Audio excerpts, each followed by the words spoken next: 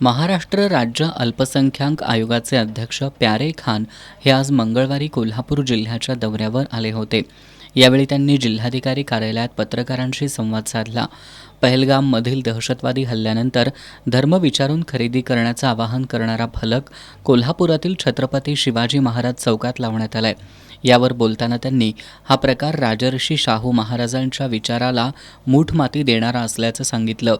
याबाबत अल्पसंख्याक आयोगाकडे तक्रारी आल्या असून जिल्हा पोलीस अधीक्षकांना याबाबत कारवाई करण्याच्या सूचना करण्यात आल्याचं त्यांनी सांगितलं.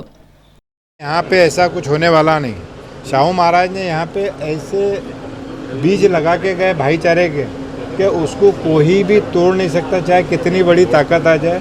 वो शाहू महाराज को बदनाम करना चाहते हैं जो इस टाइप के बैनर पोस्टर लगाते हैं, क्योंकि शाहू महाराज ने जो यहाँ पे हिंदू मुसलमान को जो शिक्षा दे के गई है ये हज़ारों साल ख़त्म नहीं हो सकती. मैंने यहाँ के एसपी साहब को बोला है, आईजी साहब को भी बोला है, वो बैनर हटेंगे. जिसने लगाया था उस पर शायद पुलिस गुना दाखिल करेंगे, क्योंकि शाहू महाराज की धरती है, यहाँ ऐसा कुछ चलने वाला नहीं.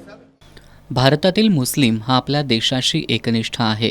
370 कलम हटवल्यानंतर त्या ठिकाणची परिस्थिती अत्यंत चांगली होती. मात्र पाकिस्तानला हे बघवत नसल्यानं हा हल्ला घडवून आणल्याचा आरोप त्यांनी केला. पहलगाम हल्ल्याचा निषेध करण्याबरोबरच अशा गोष्टींना काही लोक हिंदू मुस्लिम जातीय रंग देत आहेत, त्यांना ते करू द्या अशा शब्दात त्यांनी आपल्या भावना व्यक्त केल्या.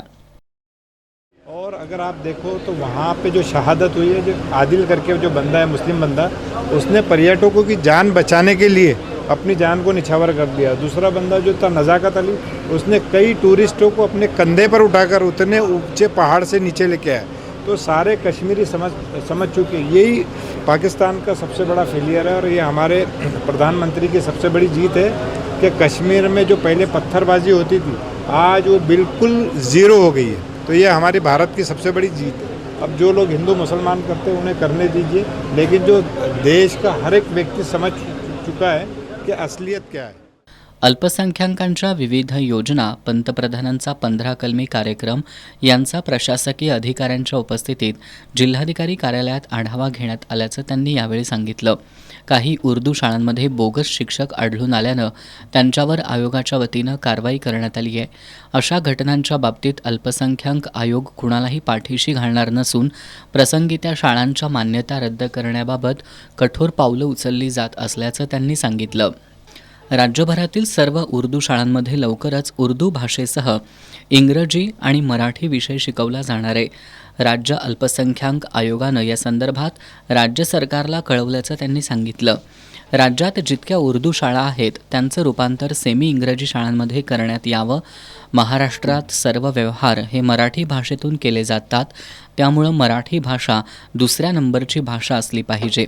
शाळेत उर्दू भाषेचा केवळ एकच विषय शिकवण्यात यावा. इंग्रजीसह इतर विषयांचंही ज्ञान मुस्लिम समाजातील मुलांना मिळावं, यासाठी अल्पसंख्याक आयोग काम करत असल्याचं त्यांनी सांगितलं.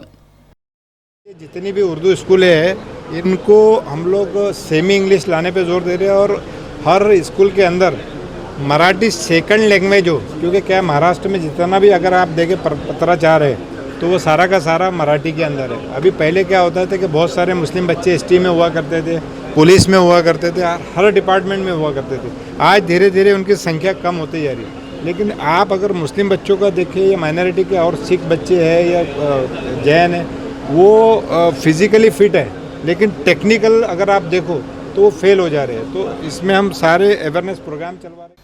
अल्पसंख्याक आयोग राज्यभर दौरा करत असून प्रत्येक जिल्ह्याच्या ठिकाणी अल्पसंख्याकांच्या बाबतीत असलेल्या योजनांचा आढावा घेतला असल्याचं त्यांनी सांगितलं. मुस्लिम समाजातील विद्यार्थी उर्दू भाषेत शिक्षण घेत असताना 12वी नंतर शिक्षणाच्या संधी उपलब्ध नाहीत.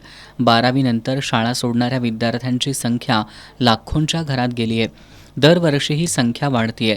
हे वास्तव समोर आल्यानंतर राज्य अल्पसंख्याक आयोगाकडून धोरणात्मक निर्णय घेतले जात आहेत, असंही अल्पसंख्याक आयोगाचे अध्यक्ष प्यारे खान यांनी सांगितलं. यावेळी जैन आर्थिक विकास महामंडळाचे अध्यक्ष ललित गांधी उपस्थित होते.